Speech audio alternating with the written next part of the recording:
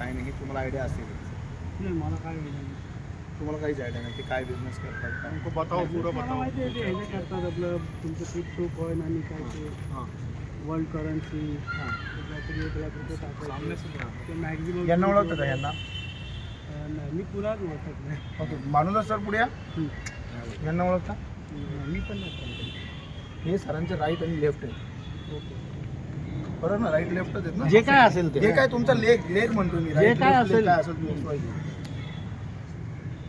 आता विषय असा आहे की ही जी जनता दिसते तुम्हाला त्यांचे सगळ्यांचे पैसे फ्लश आउट झाले. पैसे एकही येत नाही, जवळजवळ 1 वर्ष 1.5 वर्ष झालेलं आहे. आणि आम्ही आत्तापर्यंत संयम ठेवला माणुसकी खात्यात एक रिलेशन म्हणून. आम्हाला रोज कमेंटमेंट येते, उद्या होईल, परवा होईल, 15 तारखेला होईल, 20 तारखेला होईल, म्हणून आजपर्यंत आम्ही शांत बसतो. आज इथपर्यंत येण्याची वेळ आमच्यावर आली नसते. मी ह्या 2 व्यक्तींकडे गेलो, पुण्याला गेलो, आज आम्ही पुण्यावरून आलो. हे म्हणतात आमच्याकडे काही अपडेट नाही. मग यांना केलं तुमचे लीडर कोण? आमचे लीडर प्रमोद कदम. चला त्यांच्याकडे आम्हाला घेऊन जा. यांनी आम्हाला इथपर्यंत आणलं. त्यांना म्हटलं दाखवा आम्हाला, का तर इथं आल्यानंतर कळलं किती घ्यायचं म्हणून. आता विषय असा आहे की ते नेरूळमध्ये कुठे राहतात हे फक्त आम्हाला तुम्ही काय म्हणतात माणुसकी नात्याने आम्हाला फक्त ॲड्रेस द्या किंवा आमच्या सोबत चला आणि आम्हाला घर द्या. दिगंबर तुम्हाला- राठौर को भी जानते ही होंगे. हाँ, दिगंबर राठौर को तो राठौर जानते होंगे. एक एक बोलू दे गजानन जाधव सरांना ओळखता? गजाननला ओळखतो गजानन जाधव नगरपालिका नगरपालिकेत कामाला. त्यांची मिसेस जागृती जाधव ते पण होते आहे. हां आमच्या इथं हा दिगंबर काय म्हणतो? राठोड. राठोड आहे दिगंबर जाधव करते उनके साथ वो फॉरेन भी गए. उनके साथ वो फॉरेन भी गए. दिगंबर राठौर के साथ.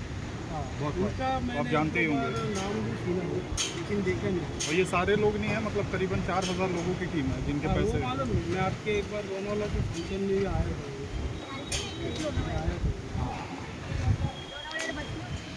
आता आम्हाला तुम्ही काय हेल्प करू शकाल ते सांगा. तर तुमच्या कोणीतरी मला नंबर द्या.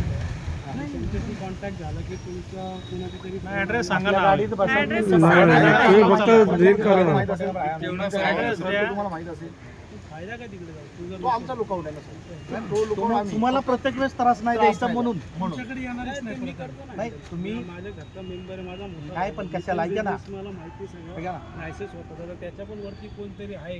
हां. त्यांनाही ते प्रॉब्लेम असेल, त्याच्याही पैसे बंद झाले भाऊचे माझ्या, ते पण माहिती आहे मला. मी समजू शकतो आता फायनान्शियल क्रायसिस भरपूर आहे. तर ते ठीक आहे, तुम्ही मला नंबर देऊन ठेवा कोणातरी यांचा प्रत्यक्ष बोलायचं. आम्ही हे करतो ना. आता सध्या फोनवर भेटायला ॲक्च्युली आज त्यांना आम्ही भेटायला पुण्यात बोलवलं होतं.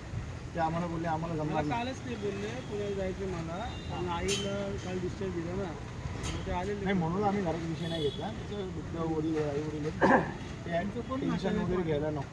नातेवाईक कोण वाढला आज? माझे मामे भाऊ आहेत ना.